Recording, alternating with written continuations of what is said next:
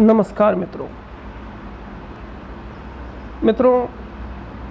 एक आदमी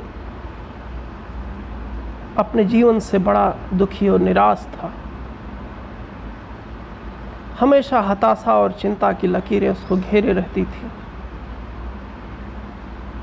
ऐसे दुखी और कातर भाव में 24 घंटा जीवन व्यतीत करते हुए उसे ऐसा लगा कि उसे किसी मनोचिकित्सक की सलाह लेनी चाहिए। एक दिन अपने किसी मित्र के परामर्श पर उसने एक ख्यातिलब्ध मनोचिकित्सक से अपनी व्यथा प्रकट की। उस मनोचिकित्सक ने उसकी सारी कहानी सुनने के बाद दिलासा देते हुए कहा, घबराओ मत, मेरे पास आओ। जब वो आदमी उसके पास गया, क्लिनिक की खिड़की से दूर उसने एक स्थान की तरफ इशारा करते हुए कहा, इसको जानते हो, ये क्या है? उसने कहा, जी बिल्कुल जानता हूँ। कहा, तो फिर तुम्हें चिंता करने की ज़रूरत नहीं है। यहाँ एक ऐसा व्यक्ति रहता है जिसकी कुछ बातें सुनकर तुम्हारा जी हंसने को चाहेगा। तुम अपने आप को रोक ही नहीं सकते हो। तुम्हारी ये चिंता की लकीरें, तुम्हारा ये अवसाद, तुम्हारी ये कातरता सब उस आदमी के कुछ देर के संसर्ग से ही दूर हो जाएगी। बड़े ही विश्वास के साथ जब उस मनोचिकित्सक ने ये बातें उस भोले भाले व्यक्ति से कही, फिर भी उसने देखा कि उस व्यक्ति के चेहरे में कोई भी परिवर्तन नहीं हो रहा है।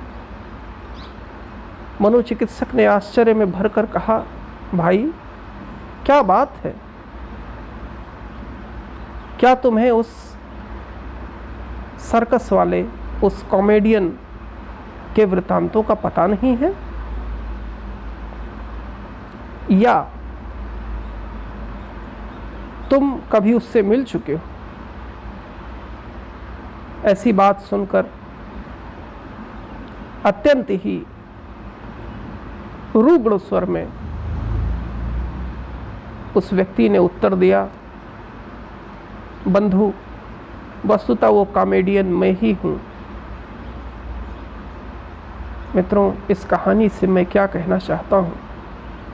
इस कहानी से मेरा सिर्फ इतना ही भाव है कि कई बार हम लोगों को हंसाते रहते हैं, लोगों का मनोरंजन करते रहते हैं, किंतु अपने भीतर ही एक महान दुख और अवसाद से घिरे रहते हैं। एक पुराना गाना है ना,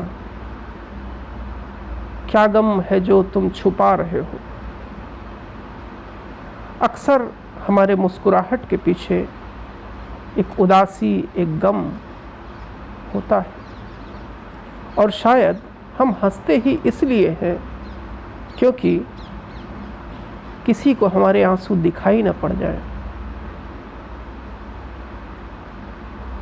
मित्रों, ये सब कहकर ऐसा नहीं है कि मैं आपको दुखी करना चाहता हूँ, बल्कि मैं आपसे कहना चाहता हूँ कि छिपाने से,